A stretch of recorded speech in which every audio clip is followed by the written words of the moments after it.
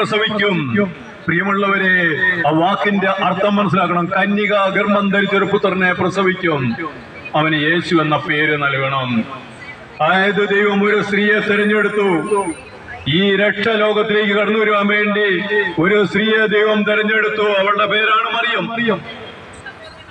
അവളിലൂടെയാണ് ഈ രക്ഷ ലോകത്തിന് നൽകുവാൻ ദൈവം ആഗ്രഹിച്ചത്. പിന്നീട് വീണ്ടും അവിടുന്ന് പറയുകയാണ്, നീ സ്ത്രീയോട് പറയുകയാണ്, നീ പരിശുദ്ധാത്മാവിനാൽ ഗർഭിണി ആകും. ഓർക്കുക, അത് പുരുഷ ജീവിതത്തിൽ നിന്നല്ല, ഈ ലോകത്തിന്റെ മാനുഷികമായിട്ടുള്ള പ്രവർത്തനത്തിലൂടെ അല്ലത്, അത് ദൈവിക പ്രവർത്തിയ.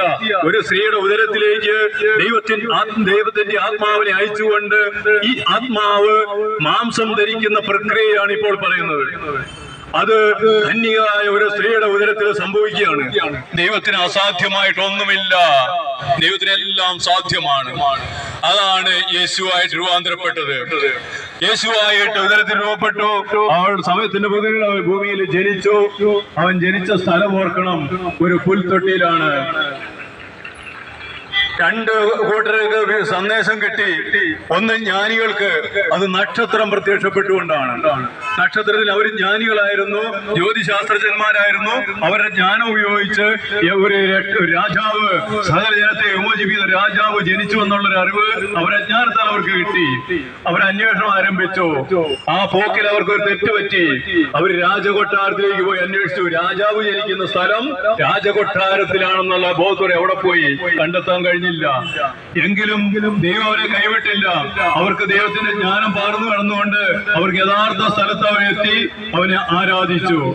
എന്നാൽ രണ്ടാമതൊരു കൂട്ടർക്ക് അരുളപ്പാടുണ്ടായി. ഇതാ സകല ഇനത്തിനു വേണ്ടിയുള്ള സദ്വാർത്ത എന്നും പറഞ്ഞുകൊണ്ട് സദ്വാർത്ത അറിയിച്ചു. അത് സാധാരണക്കാരായ ആട്ടിടയന്മാർക്ക്. അവർക്ക് അത്രയും അറിവും കഴിവുണ്ടായിരുന്നുള്ളൂ. പക്ഷെ അവരുടെ ആ അറിവില്ലായ്മയും ആ കഴിവുമെല്ലാം ഒന്നും പരിഗണിക്കാതെ ദൈവം അരുളി ചെയ്ത വാക്കുകൾ പൂർണ്ണമായി സ്വീകരിച്ചുകൊണ്ട് അവര് അന്വേഷിച്ചു. അവർ തൊഴുത്തിൽ കണ്ടെത്തി. അതാ സകല ജനത്തെ വിമോചിപ്പിക്കാനുള്ളവൻ.